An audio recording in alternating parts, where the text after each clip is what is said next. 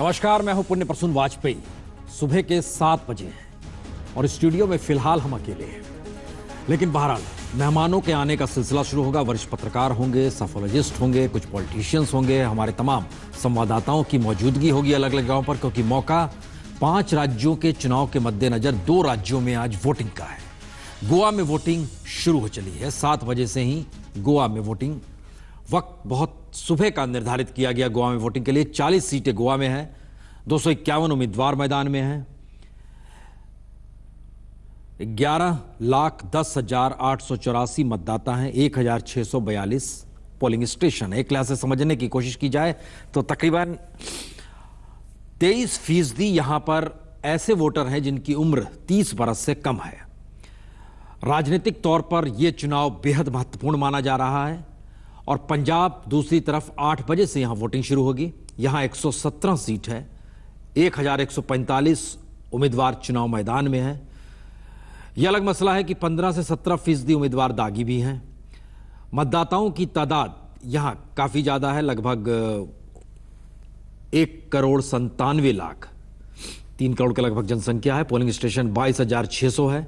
और यहां पे जो युवा वोटर है वो तकरीबन 27% ऐसा वोटर है जो किसी उम्र ही 30 बरस से कम है। और यहां पर मुकाबला त्रिकोणीय है। गोवा में मुकाबला चौकोणीय है। और ये अपने तरह के राजनीतिक तौर पर जो टकराव की स्थिति है उसमें सत्ता किसी के पास भी आए, लेकिन एक राजनीतिक प्रयोग पहली बार गोवा में आम आदमी पार्टी का, पंजाब में आम आदमी पार्टी का, बीजेपी राष्ट्रीय दल के तौर पर होने के बावजूद अकाली के साथ, अकाली की सत्ता बीते 10 बरस से, और इन सब के बीच कांग्रेस और खास तौर से कैप्टन जब ये कहते हैं कि ये उनका आखिरी चुनाव है तो ये एक भावनात्मक अपील हो जाती है। तो इन सब के बीच हम चलेंगे एक के बाद एक, हमारे तमाम संवाददाताओं की मौजूदगी होगी। सबसे पहले हम गोवा ही चल रहे हैं चूंकि 7 बज चुके हैं और गोवा में इस वक्त वोटिंग शुरू हो गई है। साहिल जो कि पंजिम में मौजूद है इस वक्त हमारे साथ जुड़ चुके हैं। साहिल, बहुत सुबह का नजारा है, इतनी सुबह तो अंधेरा ही होता है, फिर भी वहां एक उजाले की खोज है।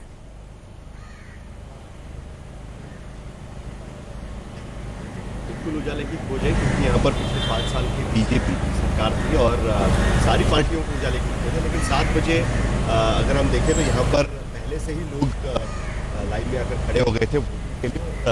वोटिंग शुरू हो चुकी है। 7 बजे बिल्कुल मतदान केंद्र में उनको दिया गया।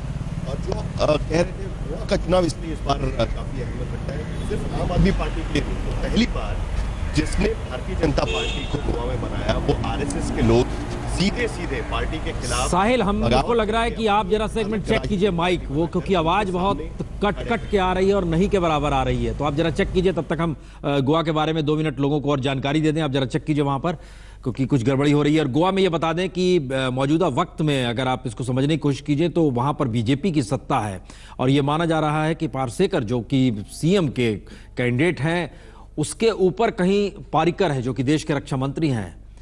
लेकिन पारिकर अपने तौर पर, अपने तरीके से एक लिहाज से हम समझ सकते हैं कि पारिकर कहते हैं गोवा में रहते हैं तो वही नेता है। हम चलें जरा सा, साहिल जोशी चूंकि वहां पर है। लेकिन दूसरा नजारा, एक अशोक सिंघल इस वक्त हमारे साथ अमृतसर से जुड़े हुए हैं। पंजाब की 3 जगहों पर है, पटियाला, लांबी और अमृतसर। लेकिन अमृतसर सुबह सुबह ही गुरुद्वारे की गूंज सुनाई देती है, हालांकि अभी 1 घंटा बाकी है अशोक सिंघल, लेकिन बहुत सुबह। और पंजाब में तो बहुत इस बार जबरदस्त त्रिकोणीय मुकाबला है। क्या है स्थिति फिलहाल? आप बहुत सुबह, हम लोग हालांकि आपके पास आए हैं अशोक सिंघल।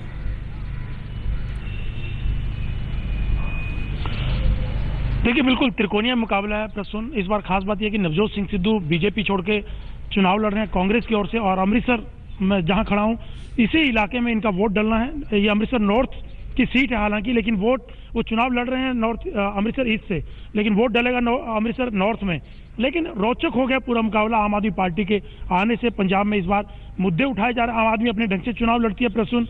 और अमरिंदर सिंह ने घोषणा कर रखी कि उनका आखिरी चुनाव है। हालांकि प्रकाश सिंह बादल ने पिछली बार भी इमोशनल लेवल पे ये वोट कह करके मांगा था कि उनका आखिरी चुनाव है, लेकिन इस बार भी वो चुनाव लड़ रहे हैं। तो कहीं ना कहीं मुद्दे हुए, विकास की बात हुई, ड्रग की बात हुई, तो तमाम मुद्दे तमाम पार्टियों ने उठाए। मोदी ने या अकाली बीजेपी ने विकास की वोट कह करके मांगा कि विकास के नाम पर वोट दीजिए। आम आदमी पार्टी और कांग्रेस ने ड्रग और विकास ना होने की बात करके वोट मांगा।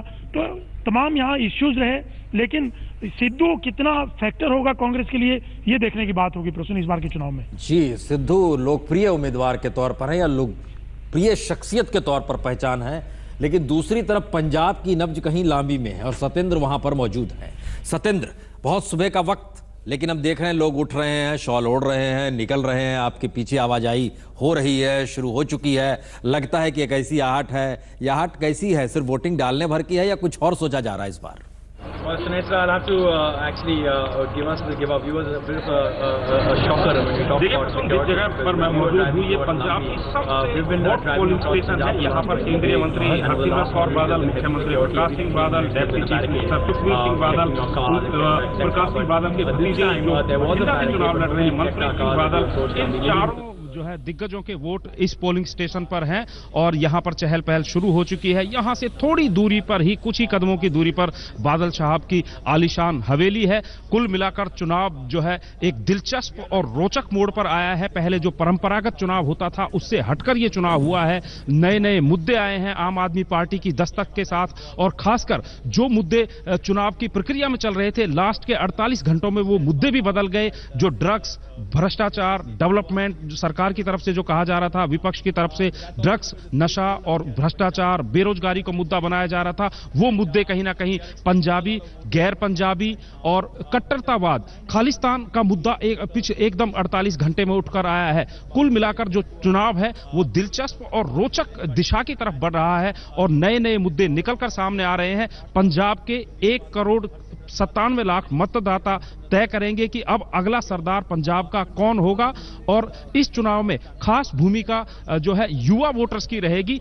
30 से 35 साल का जो वोटर है, यानी कि 18 से 35 साल का वोटर है प्रसून, वो 1 करोड़ के करीब तादाद है। टोटल मतदाता 2 करोड़ है। चलिए, ये तो गूगल की जानकारी है। कहां इस सब चक्कर में आप फंस गए? कितने उम्मीदवार हैं, कितने मतदाता हैं? बताइए आपके इर्द गिर्द की क्या स्थिति है? क्योंकि जब आप जिक्र करते हैं कि आलीशान मकान है बादल का, तो पंजाब कोई आलीशान बचा नहीं। इकोनॉमी डामाडोल है, कर्ज में डूबा हुआ है, लोगों के जहन में बहुत सारे सवाल हैं, खेत खलियानों में ज्यादा खुदकुशी होने वाली है। ये एक स्थिति है। लेकिन हम एक दूसरी स्थिति दिखा दें कि गोवा में वोट डालने के लिए मनोहर पारिकर भी पहुंच गए हैं। बहुत सुबह 7 बजे वोटिंग शुरू हुई है गोवा में, जो 1 घंटे अर्ली है पंजाब की तुलना में।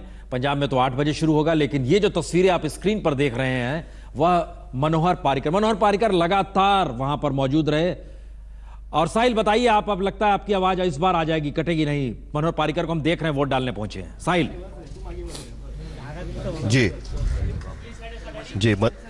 जी प्रसून, मनोहर पर्रिकर के लिए ये चुनाव काफ़ी अहम रखता है, क्योंकि इस बार का चुनाव भले ही वो गोवा में नहीं है, लेकिन उनके नाम पर ही लड़ा जा रहा है। बार बार भारतीय जनता पार्टी की तरफ से ये दबे सुरों में कहा जाता है कि अगर बीजेपी को पूर्ण बहुमत मिलेगा तो मनोहर पर्रिकर को यहाँ भेजा जा सकता है। मनोहर पर्रिकर खुद ये कहते रहे हैं कि उनको Goan fish curry butter chicken से ज़्यादा अच्छी लगती है, और लेकिन उन्होंने खुलकर ये कभी नहीं माना कि वो मुख्यमंत्री पद के उम्मीदवार है। लेकिन उनके नाम पर चुनाव लड़ा जा रहा है। उनकी इर्द गिर्द पूरा चुनाव का प्रचार रहा है। भले वो अपोजिशन पार्टी है, उन्होंने उनको यूटर्न की सरकार कहा है, या फिर मनोहर पर्रिकर ने गोवन संस्कृति का किस तरीके से नुकसान किया है, ये जो आरएसएस के बगावत करने वाले लोग हैं उन्होंने कहा है। अहम बात इस बार इसके लिए गोवा में है, ना सिर्फ आम आदमी पार्टी की, लेकिन इसलिए भी है क्योंकि पहली बार जिन्होंने भारतीय जनता पार्टी को गोवा में बनाया वो आरएसएस के लोग सीधे सीधे पार्टी के खिलाफ बगावत पर उतर आए हैं, और उन्होंने पार्टी के खिलाफ बगावत करके एक अपनी राजनीतिक पार्टी बनाकर उनके सामने एक चैलेंज खड़ा किया है। और ये बड़ी अहम बात रहेगी कि उनकी कितनी ताकत रही है इस वक्त, क्योंकि जो सुभाष वेलिंगकर जो आरएसएस के यहाँ के प्रमुख थे, उनका ये दावा रहा है कि जब पार्टी कुछ भी नहीं थी गोवा में तब वो यहाँ पर आए, उन्होंने शाखा बनाई और उनके नाम पर यह पार्टी यहाँ पर बनी।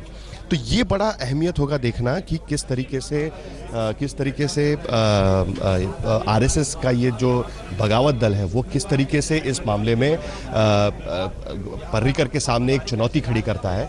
उसके साथ ही कांग्रेस को ये एक मौका है, क्योंकि 5 साल भारतीय जनता पार्टी की पूर्ण बहुमत वाली सरकार रही, उनको ये मौका है कि वो किस तरीके से पर्रिकर अब जब स्टेट में नहीं है उस वक्त भारतीय जनता पार्टी को यहाँ पर डिफीट कर पाते हैं कि नहीं। और गोवा जैसे राज्य में आसान है, क्योंकि 11 लाख मतदान है, मतदाता होते हैं, 80% से ज़्यादा वोटिंग होती है।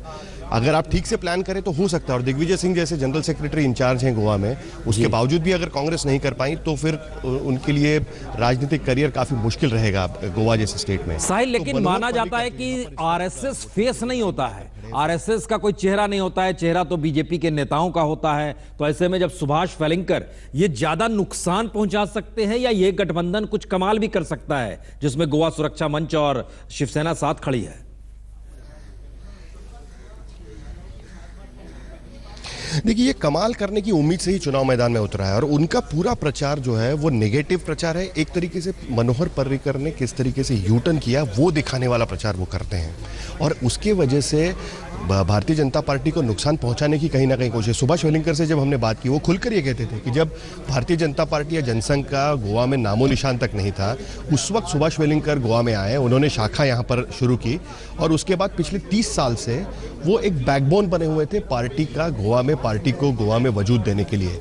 लेकिन जब पार्टी को सत्ता मिली उसके बाद संघ की जो विचारधाराएं थी, जो मूलभूत विचारधाराएं थी, उसको भूल गए। हमने उनको यहाँ तक भी पूछा कि लेकिन संघ की ये भी विचारधारा है कि राजनीति में सीधे सीधे दखलंदाजी नहीं करनी है। तो उनका ये कहना है कि लेकिन जब राजनीतिक पार्टियां कहीं भूल जाती है, कहीं दूसरी तरफ चली जाती है, तो ऐसे सूरत में हमको राजनीतिक दखलंदाजी करनी पड़ती है और वही मैं संघ का काम कर रहा हूँ। तो ये एक बड़ी कमाल की बात हो रही है कि पहली बार, हमने कई बार सुना होगा कि भारतीय जनता पार्टी और संघ के जो नेता हैं उनमें अनबन होती रहती है, लेकिन ये पहली बार हमने सुना है कि खुलकर वो बाहर निकले और सीधे एक राजनीतिक पार्टी बनाकर उनके सामने चुनौती बनकर सामने खड़े हो गए। ये शायद पहली बार हो रहा है। ये बड़े अचरज की बात है और इसकी वजह से जो हम कह रहे हैं ना कि पहली बार 4 कोना मुकाबला यहाँ पर गोवा में हो रहा है, जो अब तक कभी नहीं हुआ था। त्रिकोणीय मुकाबले हुए हैं, 2 पार्टियों के बीच में सीधी लड़त रही है, 2 गठबंधनों के बीच में सीधी लड़त रही है, लेकिन पहली बार एक रीजनल फ्रंट खड़ा किया है आरएसएस के लोगों ने। एक भारतीय जनता पार्टी है, कांग्रेस है, आम आदमी पार्टी अपना एक नया दल लेके सामने आई है। तो ये इसकी वजह से गोवा एक तरीके से हम कह सकते हैं कि लैब बन गया है और ये बड़ा इंटरेस्टिंग रहेगा इस बार किस तरीके से। इसका मतलब है कि एक तरफ पारिकर है जो देश के रक्षा मंत्री है, उनकी साख है, दूसरी तरफ सुभाष वेलिंगकर है जो आरएसएस से निकले हुए हैं, तीसरी तरफ एलवीएस गोंस हैं जो कि नौकरशाह हैं। तो इसका मतलब है कि पहला बार एक ऐसा मौका आया है गोवा के सामने जहां पर परंपरा से हटकर गोवा वालों को सोचना है कि किसे सत्ता में लाना है और उनके पास ऑप्शंस बहुत सारे हैं, विकल्प बहुत हैं।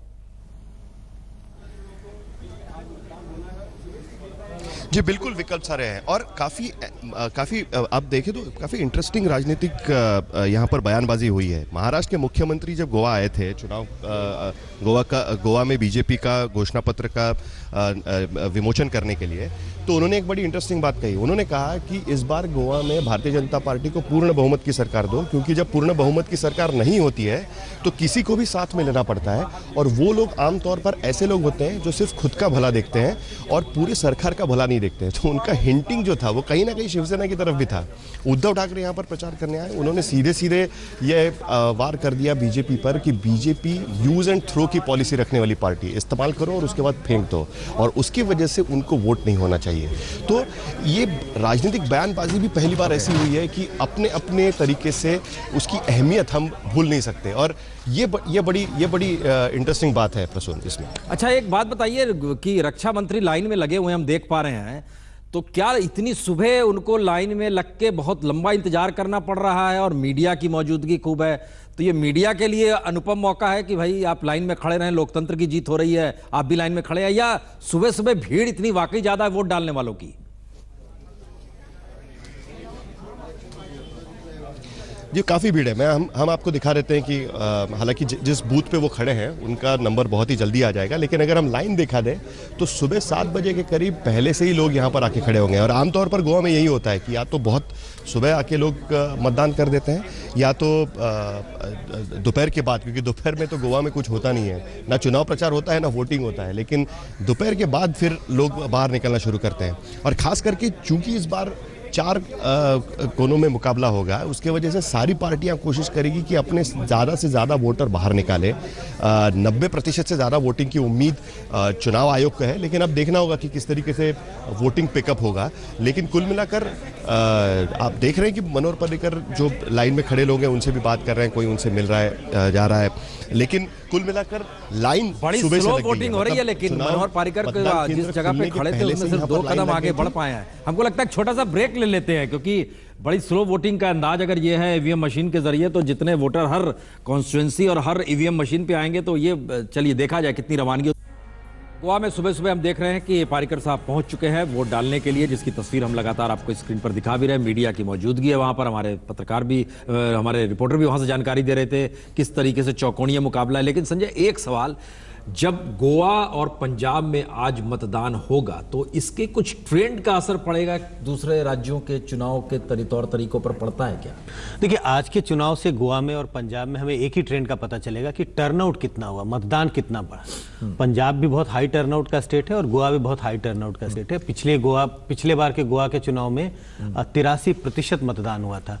इसके अलावा कोई और ट्रेंड, अब अखबारों में अगर खबरें छपी कि किस पार्टी की लहर हो रही है, एग्जैक्टली छपेगी ही, ऐसी खबर छपेगी, तो इसका कुछ ना कुछ असर तो पड़ता है मतदाताओं पे। लेकिन मुझे लगता है बड़ा असर जो पड़ेगा वो मतदान के प्रतिशत में, कि लोगों में उत्साह बढ़ेगा यूपी में भी और अन्य राज्यों में भी कि चुनाव में मतदान करना है। जब वोटिंग ज्यादा होती है तो वो बदलाव के लिए होती है या सत्ता को टिकाने के लिए होती है? नॉर्मली लोग ऐसा समझते हैं कि ज्यादा वोट बदलाव का एक सूचक है, लेकिन अगर आंकड़ों को नजरिए से देखें और पिछले 10-15 साल के चुनाव को देखें तो ऐसा वो कोई सूचक रहा नहीं। पहले ऐसा जरूर हुआ करता था।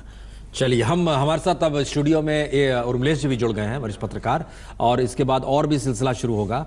अब अकेले वाकई नहीं है, तमाम जगहों पर तमाम रिपोर्टर भी है।